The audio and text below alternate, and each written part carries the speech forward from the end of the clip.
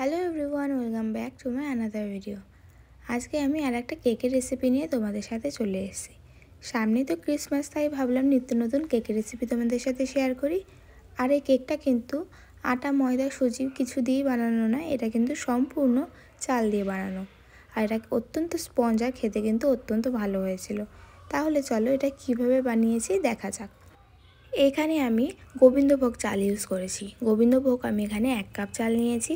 Gobindobhog use করেছি কারণ গোবিন্দভোগ চালের কিন্তু অত্যন্ত ভালো একটা সুগন্ধ বেরোয়, তাই আমি এখানে গোবিন্দভোগ চাল ইউজ করেছি।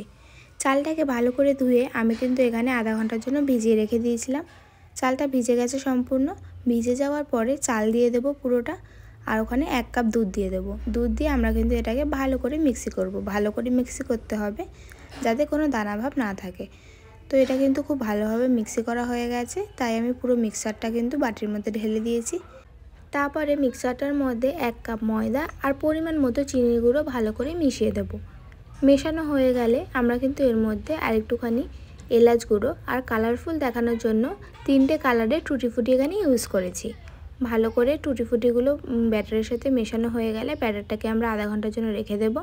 আর একদিকে কড়াইতে জল দিয়ে স্ট্যান্ড দিয়ে তার উপরে একটা ফুটো থালা বসাবো। কেকটা আমরা ভাপে করব, তাই এটা একটু ভাপ দিতে দিয়েছি। যেহেতু কেকটা আমরা বাটিতে করব, তাই বাটির মধ্যে তেল ব্রাশ করে বাটিটা রেডি রেখে দেব। তারপরে ব্যাটারের মধ্যে বেকিং পাউডার আর বেকিং সোডা মিক্সড করে নিলে আমাদের ব্যাটার কিন্তু রেডি। তারপরে যে বাটিটা আমরা রেডি করেছিলাম ওই বাটির মধ্যে কেকের ব্যাটারটা দিয়ে নিচে কয়েকবার টোকা মেরে নেব।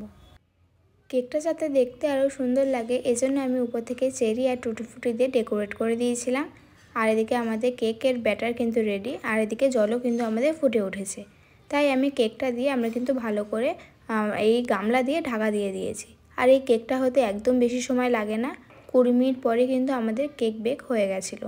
তো এই কেকটা হতে প্রায় 20 মিনিট মতো সময়ই লাগে। আর তোমরা দেখতেই পাচ্ছ কেকটা কি সুন্দর ফুলেছে আর দেখতে কি সুন্দর লাগছিলো। তারপরে আমি একটা চাকু ঢুকিয়ে দেখে নিলাম যে কেকটা আমাদের সম্পূর্ণভাবে হয়েছে কিনা।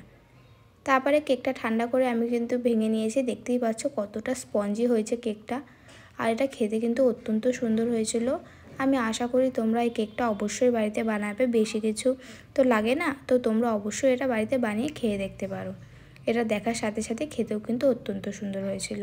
আশা করি তোমাদের এই ভিডিওটা ভালো লাগলো। আবার দেখা হবে অন্য কোনো একটা ভিডিওতে।